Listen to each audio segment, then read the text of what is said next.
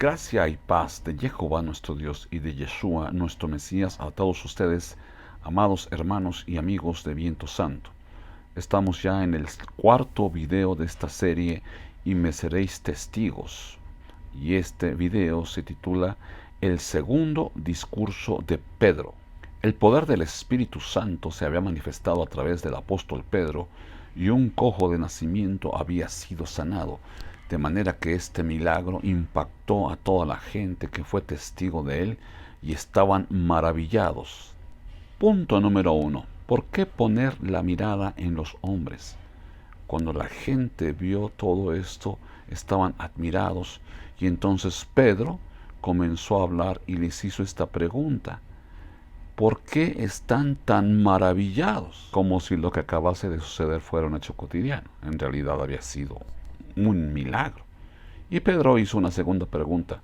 ¿O por qué ponen los ojos en nosotros como si no por nuestro poder o piedad fuera este cojo sano? Y esta es la pregunta correcta. ¿Por qué ponemos la mirada en los hombres cuando Dios es el que obra estos milagros? A veces nos encontramos a gente yendo en búsqueda de X siervo de Dios o yendo a tal o cual iglesia buscando el poder de Dios porque se dice que ese siervo o que en esa iglesia están sucediendo milagros. En realidad, a quien debemos de buscar es a Dios a través de Yeshua. Punto número 2. Es Dios y solo Dios.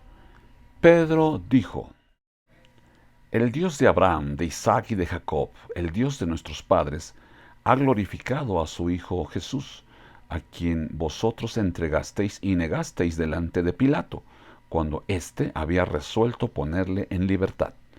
Y por la fe en su nombre, a éste que vosotros veis y conocéis, le ha confirmado su nombre, y la fe que es por él ha dado a éste esta completa sanidad en presencia de todos vosotros. Qué poderosa palabra pronunció el apóstol Pedro, y con toda verdad. Dios respalda el nombre de su Hijo Yeshua.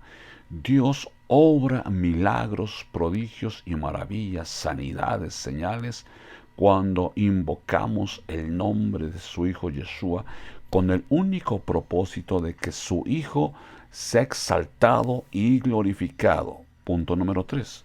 Pedro declara que ellos, los judíos, mataron al Mesías. A través de los siglos, los judíos han tratado de quitarse esta acusación de sobre ellos, pero esa es la verdad. Ellos llevaron al Mesías a la cruz. El Dios de Abraham, de Isaac y de Jacob, el Dios de nuestros padres, ha glorificado a su Hijo Jesús, a quien vosotros entregasteis y negasteis delante de Pilato, cuando éste había resuelto ponerle en libertad. Mas vosotros negasteis al santo y al justo, y pedisteis que se os diese un homicida, y matasteis al autor de la vida, a quien Dios ha resucitado de los muertos, de lo cual nosotros somos testigos. Pedro es contundente en su acusación hacia el pueblo judío. Pilato, como el líder de Roma ahí en Judea, había resuelto liberar al Mesías, pero los judíos no lo permitieron. Los judíos insistieron que tenía que ser crucificado. Ante Pilato ellos se atrevieron a declarar: su sangre sea sobre nosotros y sobre nuestros hijos. Esta declaración es una aceptación por parte de los líderes judíos que por decisión de ellos el Mesías era ejecutado. Sin embargo, esto no debe de alimentar en nosotros ningún pensamiento antisemita, ningún odio o resentimiento hacia el pueblo judío. Antes bien, lo tenemos que ver como el apóstol Pedro mismo lo dice, que ellos lo hicieron en ignorancia y que así se cumplió el propósito de Dios, que su Mesías había de padecer. Punto número 4. Una exhortación al arrepentimiento. En su discurso, Pedro prosiguió: Así que arrepentíos y convertíos para que sean borrados vuestros pecados, para que vengan de la presencia del Señor tiempos de refrigerio, y Él envíe a Jesucristo que os fue antes anunciado. Arrepentimiento y conversión. Toda persona que quiere entrar al reino de Dios tiene que arrepentirse de sus pecados, es decir, dejar toda práctica del pecado, y convertirse al Señor significa hacer de Yeshua su Señor. Es decir, en ese momento esta persona empieza a obedecer los mandamientos de Dios, los mandamientos de Yeshua. Amén. Esto es muy importante entenderlo. Y el pueblo judío sabía perfectamente todas las palabras proféticas que estaban escritas en la Torá y en los profetas acerca del Mesías.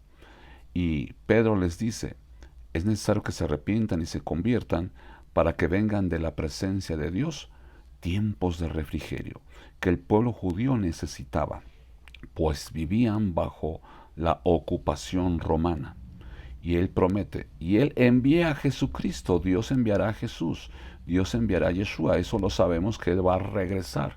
Pero nos dice Pedro que es necesario que el cielo retenga ahí hasta los tiempos de la restauración de todas las cosas.